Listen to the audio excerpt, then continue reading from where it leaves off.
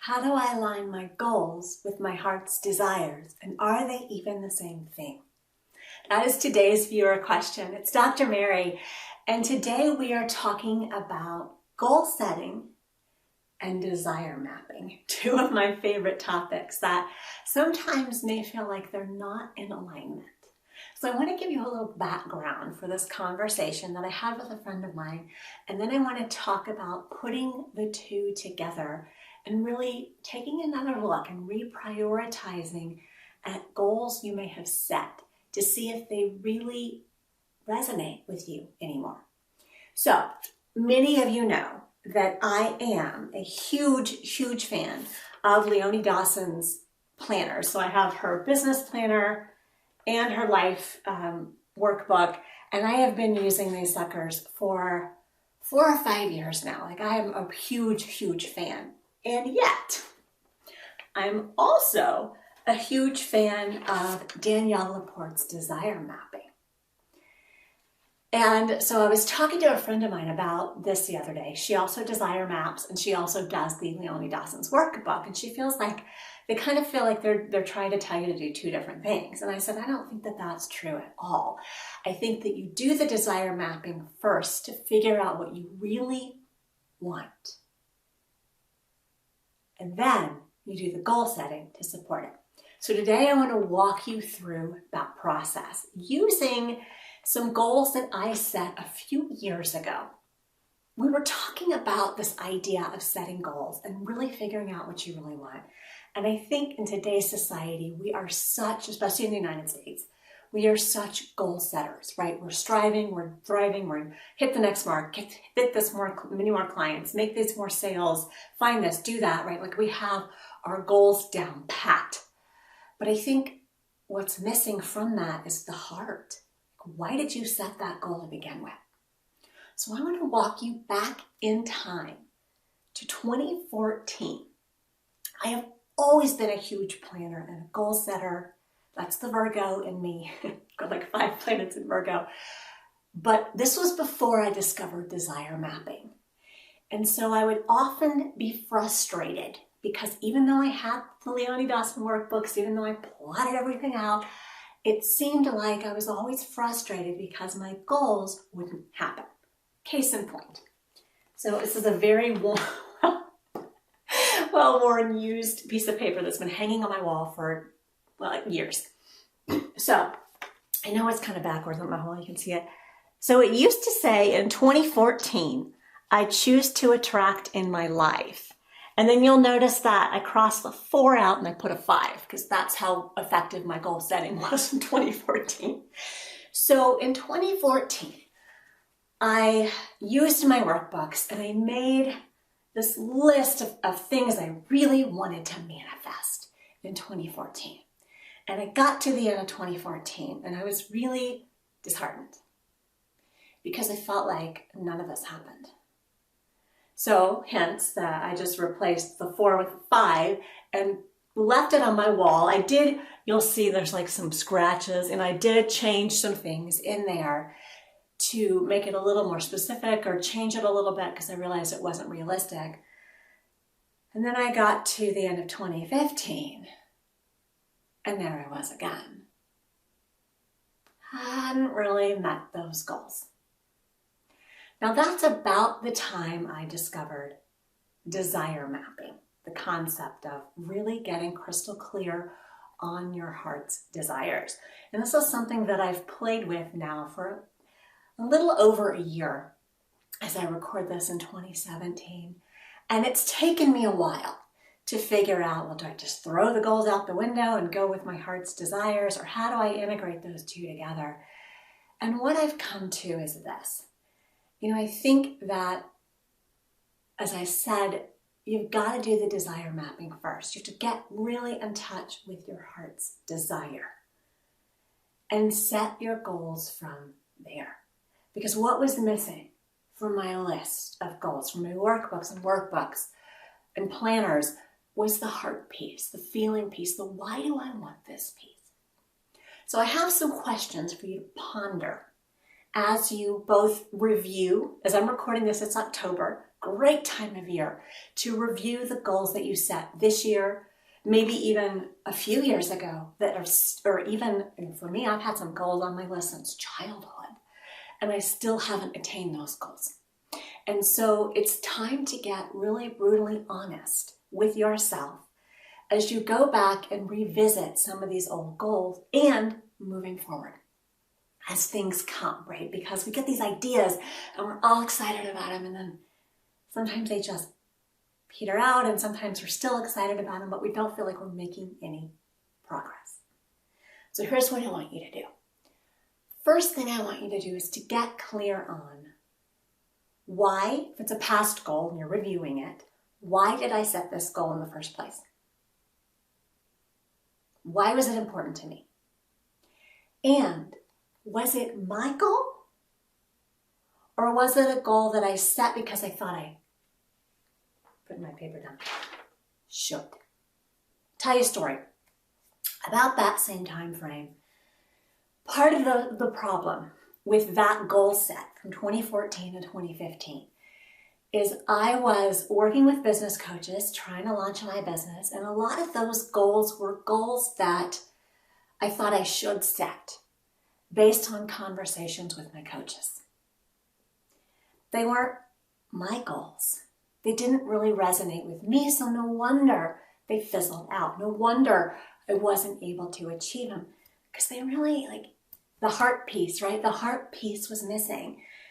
I put them down there because I thought that that's how I should do it. That's how I'm supposed to attract clients and grow my business and live my life and blah, blah, blah. But it wasn't my goal, right? It was somebody else's goal. So if you're going back and revisiting goals that you set earlier, this year, last year, the year before, 5 years ago, 10 years ago, in childhood, why? Why did you set that goal? Why was it so important? And you may realize in that process that it wasn't really even your goal to begin with. And that's okay. That's when you get to just let it go. Or you may realize that it was my goal, but things have changed. So one of the goals that I have had since childhood, I wanted to be an author. I wanted to write books and have that be the way I made my living.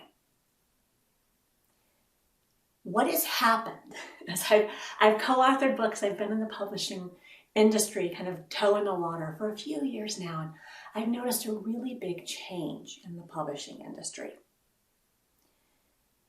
It's not quite to the point that gone are the days that you can make a living as an author, but the industry's really changed. When I set that goal as a child, all books came out as hard copy. And then maybe a year later, there would be a paperback version, right? And then maybe if it was a really good book, there'd be another edition that came out. The industry has really, really changed, right? A lot of times books come out paperback, or they come out as an ebook, or people are self-publishing. And so the finances behind that have also changed. And so it could be that a goal that you set at an earlier point in time doesn't match the current environment of whatever is surrounding that goal, right? And that's something you may want to take a hard look at and decide, is this a goal that still makes sense for me? So question number one, why did you, or moving forward, why are you setting this goal? Why does it matter so much? If you're reviewing a goal from the past, question number two is going to be, is it still relevant?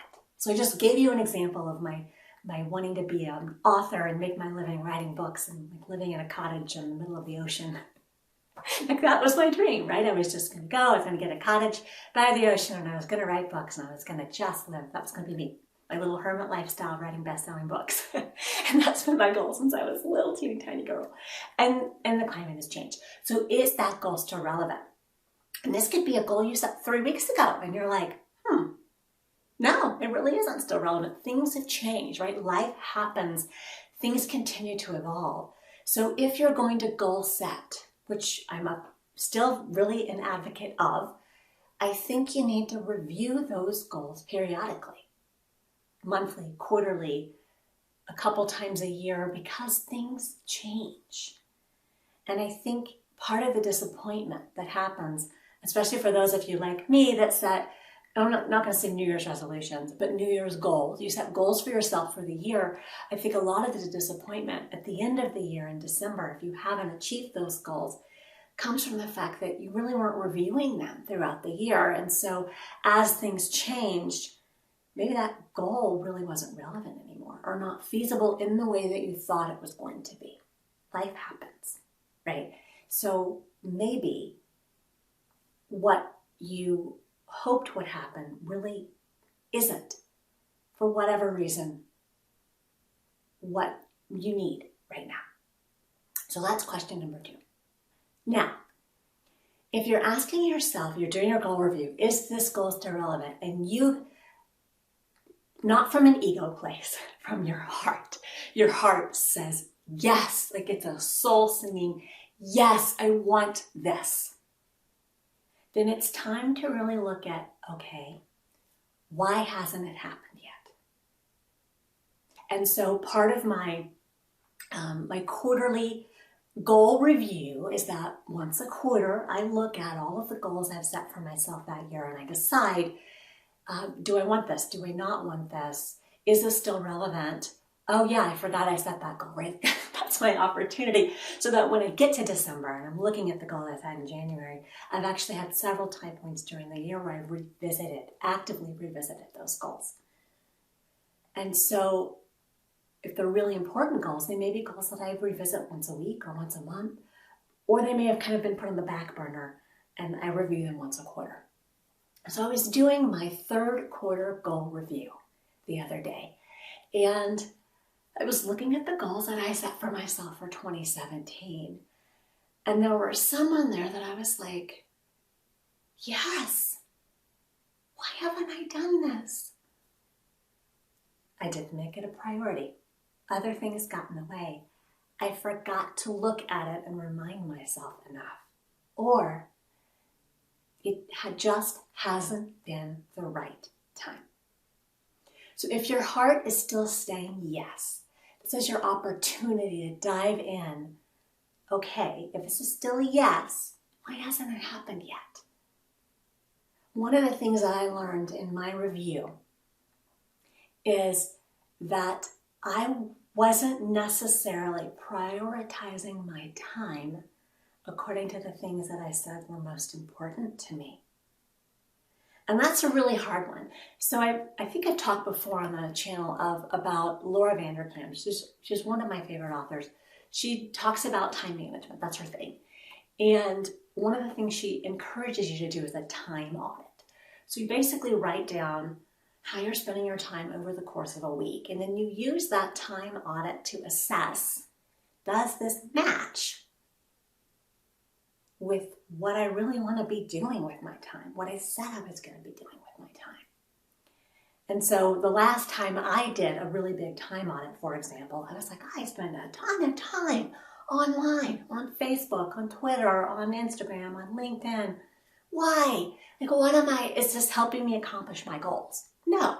And so I was able to kind of take some of that time that I had been spending on things that really were not top priority and start integrating some of those things that were. And so the big aha moment for me in my 3rd quarter goal review was like, what happened? What happened to that goal? Oh, I haven't been spending time on it. I haven't been making it a priority. So that is your chance to really dive into the why hasn't this worked for me yet? And maybe it's just life circumstances, maybe other things that gotten in the way, but maybe it's something like, it's just, I need to spend more time on it. And if it's going to be a priority to me, I need to actually prioritize it. So that was an aha moment for me the other week. Question number 4. So once you've really ascertained, yes, this goal is still important, and kind of waded through the why hasn't it happened yet, I want you to really dive in to the reasons. If this goal is still so important to you and it hasn't happened yet, why? What do you think this goal, having achieved this goal, will bring to your life that you don't already have? So this gets back to the core desire, the heart, the desire mapping stuff. What is it that you're looking for that you think that this goal is going to bring to you? So I'm going to dive back into my author goal. And so I was doing this process the other week, and one of my goals for the year was to write a book. Hasn't happened. Has not happened. I've started several books, but I haven't actually really written a book. Is it still important to me? Yes, absolutely. Why hasn't it happened? Because I keep changing the topic and I keep getting derailed and life keeps happening and it's just not the time yet. But it's still really important to me. This goes back to my childhood dream, right? But then I have to get practical on the why. What is it that writing this book is going to give me that I'm not getting? So when I dove into that, I actually did some research. And if this resonates with you, I encourage you to do the same. So two of my authors that I look up to these days are Brené Brown and Gabrielle Oettingen.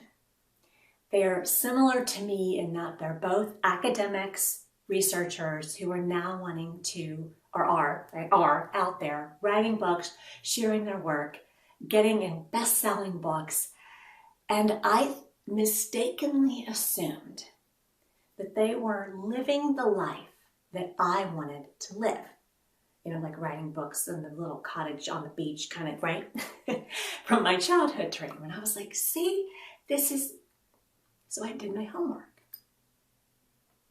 And I learned that while they may take some time off to write, they both are still employed full-time in academia. They aren't living in a beach cottage doing nothing but writing and earning a living from that. Again, that goes back to my childhood dream that really isn't super feasible anymore. So then I had to go connect that goal with that desire map, with that heart's desire. What is it that I think that writing a book is going to do for me? When it comes down to it, the vision I had in my head of what it meant to be an author from childhood that I was kind of still clinging on to 44 years later was freedom. I loved the idea of being able to live in a beautiful environment, to be able to travel, because you can write from anywhere, right? Just take your laptop with you. To be able to do what I loved to do on a daily basis with freedom and flexibility. Do I love writing? Absolutely, I love writing. But are there other ways to achieve flexibility and freedom? Yeah, there actually are. So dive into, if that's still a heart, yes, I want this. Why? What is it going to give you that you don't already have? And when I looked at that, I realized that while I still want to write, that is still a dream of mine. It probably isn't going to give me what I want, that freedom and flexibility. In today's industry, really not that practical, right? So then I really need to go back to the drawing board. Why do I want to write? If I still really heart-wrenching, yes, want to write, why? Because my original desired values and feelings that I thought writing a book was going to bring me may not be true. So I had to separate that out. And now I have to look at, okay, if writing a book isn't going to get me there, what will? And you have to get really clear on, maybe think outside the box, maybe brainstorm with some friends. What are some other ways to achieve your goal, to achieve those desired feelings They may still mesh 100%, but they may not. So what are you really after?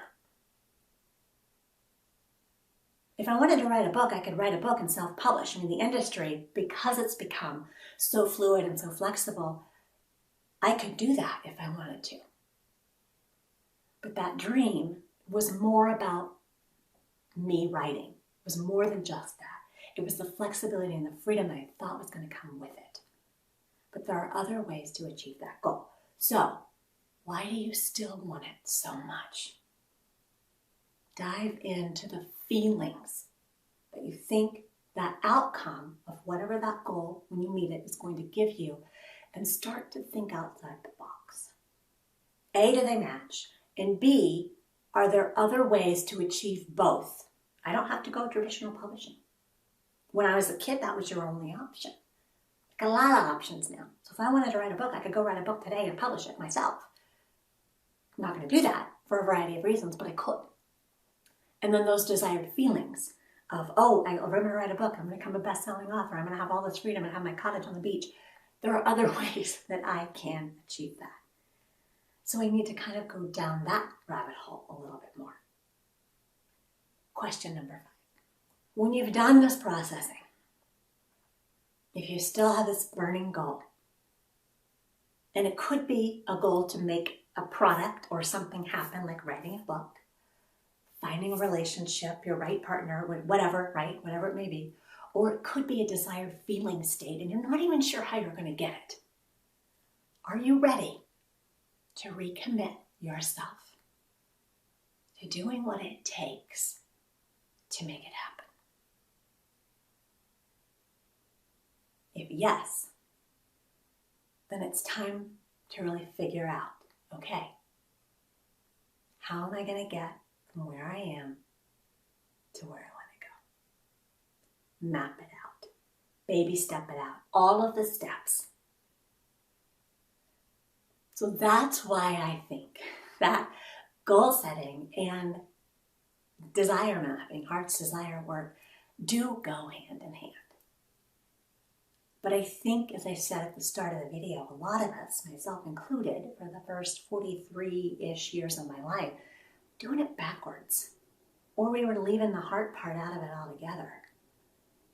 You're going to be a lot more successful in achieving your goals if they come from here than if they come from outside. So will I continue to use my Leonie Dawson planners? Absolutely, as long as she continues to produce them.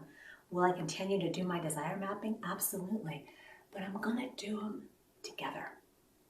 Because I think the most important goals have to come from your heart, have to come from the things that are burning inside of you. And I also think that those change. And so there needs to be that review, not just annually, but quarterly or monthly or weekly or whatever works for your schedule. Does this still matter? And why?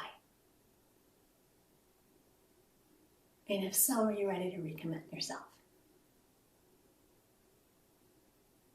I hope that served you. I would love it if you would comment below, share your goals, your dreams, your desires,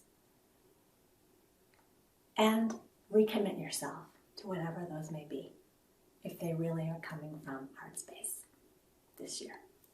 Much love.